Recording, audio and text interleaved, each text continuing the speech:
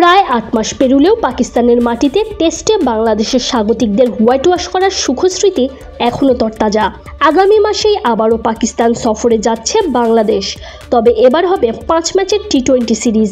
এখনও সিরিজের চূড়ান্ত সূচি ঘোষণা না করা হলেও পাকিস্তানি গণমাধ্যমে ইতোমধ্যেই সম্ভাব্য সূচি প্রকাশ করা হয়েছে, যেখানে দাবি করা হয়েছে 25 মে থেকে শুরু হতে যাওয়া এই সিরিজ দিয়েই দীর্ঘ 17 বছর পর ফয়সালাবাদে আবারও ফিরতে যাচ্ছে আন্তর্জাতিক ক্রিকেট।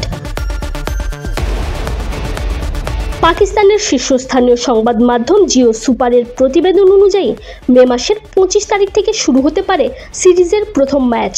প্রথম এবং 27 তারিখের দ্বিতীয় ম্যাচের সম্ভাব্য ভেন্যুর বিবেচনায় রাখা হয়েছে ফয়সালাবাদের ইকবাল স্টেডিয়ামের নাম, যেখানে গেল 17 বছরে কোনো আন্তর্জাতিক ম্যাচ অনুষ্ঠিত হয়নি।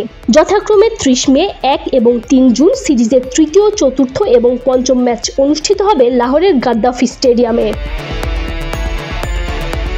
সবশেষ 2008 সালের 11 এপ্রিল ফয়সালাবাদে আন্তর্জাতিক ম্যাচ অনুষ্ঠিত হয়েছিল। সেখানেও অবশ্য বাংলাদেশের নামই জড়িয়ে আছে। সেবার পাকিস্তানের বিপক্ষে ওয়ানডে সিরিজের দ্বিতীয় ম্যাচ এই মাঠেই খেলেছিল বাংলাদেশ। তাতে 7 উইকেটে হেরেছিল মোহাম্মদ আশরাফুলের দল।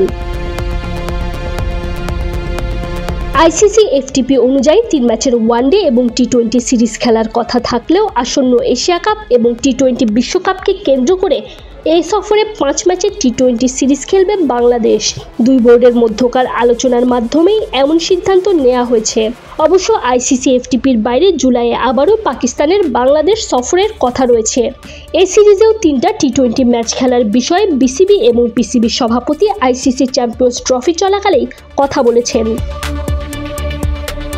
সব মিলিয়ে টি-20তে বাংলাদেশ পাকিস্তান এখন পর্যন্ত 19 বার মুখোমুখি হয়েছে, যেখানে পাকিস্তানের জয় 16 ম্যাচে, বাংলাদেশ জিতেছে মোটে 3টায়। Tanzim Oishi, BD cric time.